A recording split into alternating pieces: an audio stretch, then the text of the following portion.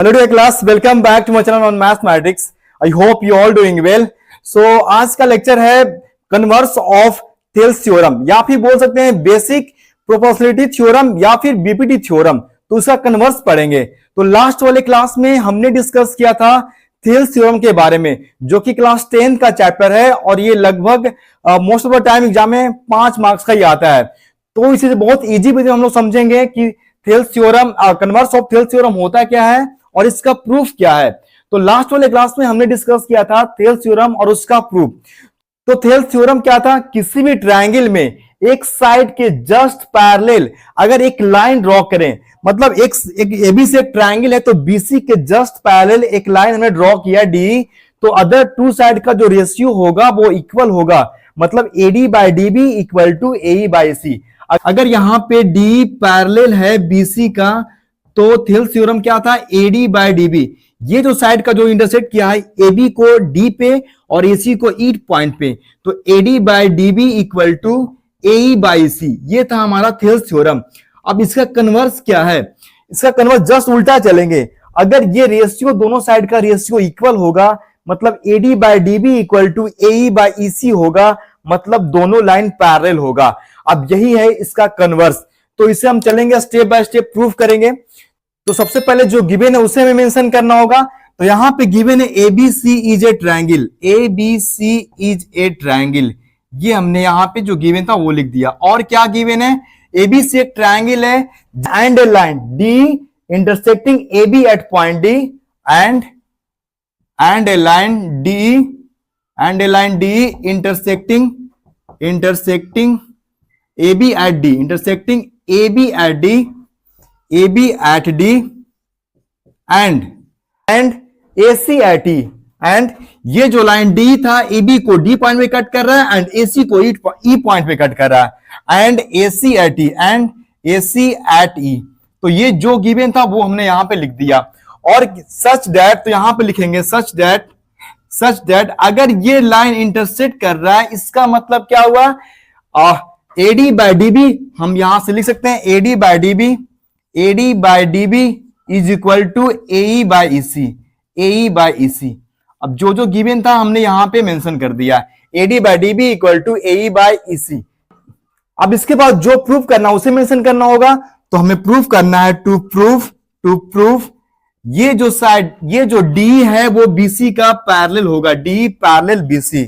Proof करना है हमें डी पैरेलल होगा बीसी का।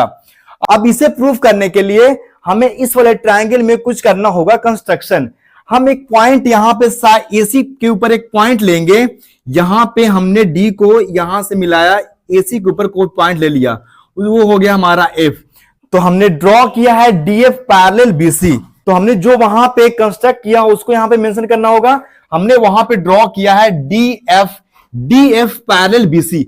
प्रूफ करना है डी पैरेलल बीसी, तो उसके लिए हम यहां एसी के ऊपर एक पॉइंट लिया एफ और हमने ड्रॉ किया है डीएफ जो है वो बीसी के पैरेलल है, डीएफ पैरेलल बीसी। तो कंस्ट्रक्शन में लिखेंगे कंस्ट्रक्शन डीएफ पैरेलल बीसी। ये हमने ड्रॉ किया है। अगर ये ड्रॉ किया है तो ये जब डीएफ पैरेलल बीसी हमने ड्रॉ किया है, हमें प्रूफ करना है डी पैरेलल बीसी। तो डी पैरेलल बीसी को हमने जो ड्रॉ किया है डीए पैरेलल बीसी, अगर उसको गलत साबित कर दें, मतलब ये पॉइंट यहां नहीं आकर यहां कोइंसाइड कर जाए, मतलब कि वहां से हम फाइंड आउट कर सकते हैं कि डी पैरेलल हो जाएगा बीसी का। तो यहां पे प्रूफ में चलेंगे।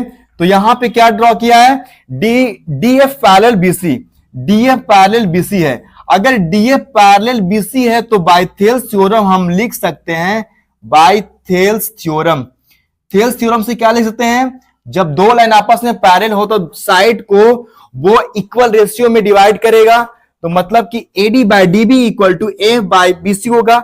ये हमने ट्रायंगल ड्रॉ किया है, ए है, बी है और हमारा सी है, और एक लाइन हमने यहां पे ड्रॉ किया है DF.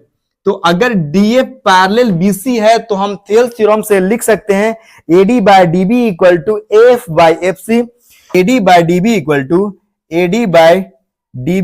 To F by F C.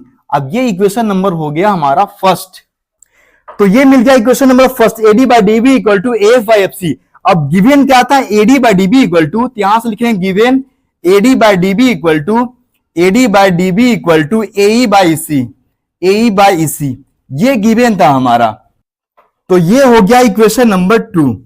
अब इक्वेशन फर्स्ट और सेकेंड से एडी बाई डीबी इक्वल है एफ बाई एफ सी का, और यहां पे भी एडी बाई डीबी इक्वल है ए बाई सी का, मतलब एलएचएस और एलएचएस इक्वल है, दैट मींस आरएचएस और आरएचएस इक्वल होगा।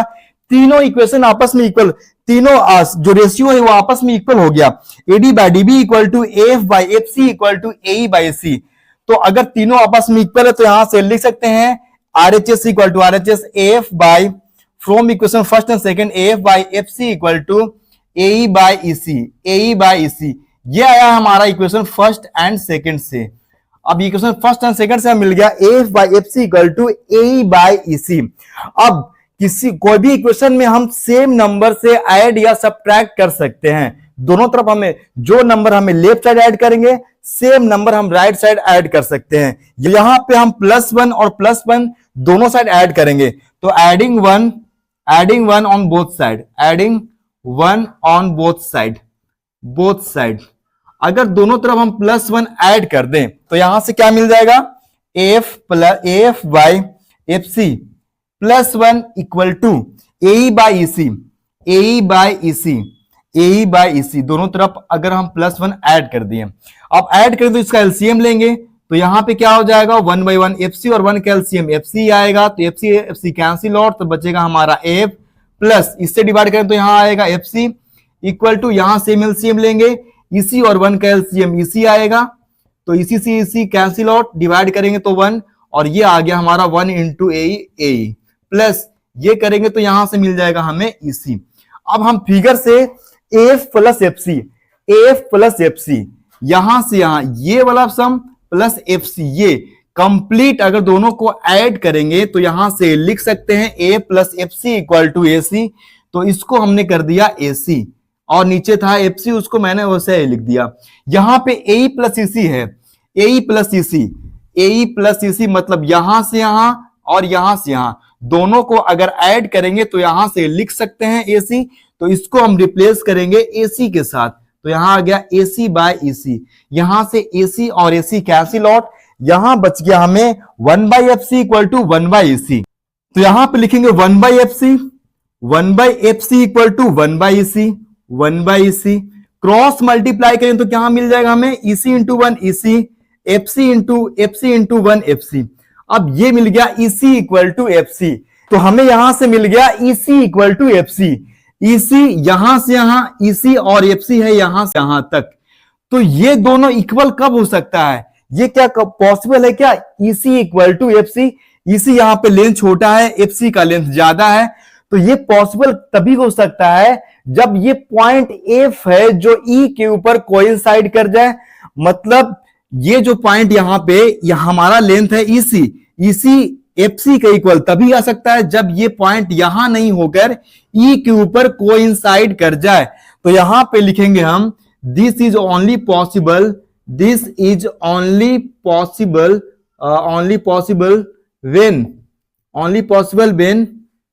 when f coincide e, when f coincide e, जब f e के ऊपर कोइंसाइड कर जाए तभी तो ये दोनों इक्वल होगा। तो जब f e के ऊपर कोइंसाइड कर जाएगा और तो ये लाइन दोनों एक ही हो जाएगा, df और d जो लाइन हमारा है वो सेम हो जाएगा अगर f e के ऊपर कोइंसाइड कर जाए। और हमें कंस्ट्रक्शन में ड्रॉ क्या किया था, df पैरेलल bc, अगर f पॉइंट e के ऊपर कोइंसाइड कर गया जो तो हमारा जो f था वो हम बन चुका है e, तो हमने यहां पे कंस्ट्रक्ट किया था df पैरेलल bc। तो यहां पे लिखेंगे सिंस df पैरेलल bc, तो हमने कंस्ट्रक्ट क्या किया था, df पैरेलल bc। तो सिंस df पैरेलल है bc का, ये हमने ड्रॉ किया था df पैरेलल bc। अब जब पॉइंट f e के ऊपर कोइंसाइड कर गया मतलब f जो है वो बन चुका है अब e, तो यहां से f को हटाएंगे और लिखेंगे e, क्योंकि ec equal to F C तभी हो सकता है जब ये पॉइंट f e के ऊपर कोइंसाइड कर जाए। तो f को रिप्लेस कर दें e के साथ, तो ये हमारा आ चुका है de पैरेलल bc। और ये करना था प्रूफ जो कि था कन्वर्स ऑफ थेल्स थ्योरम, कि अगर इन दोनों का रेशियो इक्वल होगा तो ये दो लाइन पैरेलल होगा, डी पैरेलल बीसी होगा। थेल्स थ्योरम क्या था, जब ये दो लाइन पैरेलल होगा तो दोनों का रेशियो इक्वल होगा, AD by DB equal to AE by AC. मतलब अगर डी पैरेलल होगा बीसी का तो AD by DB equal to होगा एई बाई ईसी। ये था हमारा थेल्स थ्योरम, और हमने प्रूफ क्या किया, अगर एडी बाई डीबी होगा इक्वल टू होगा एई बाई सी का, मतलब कि डी पैरेलल होगा बीसी का, ये जस्ट उल्टा। तो ये था आज का lecture converse of Thales theorem.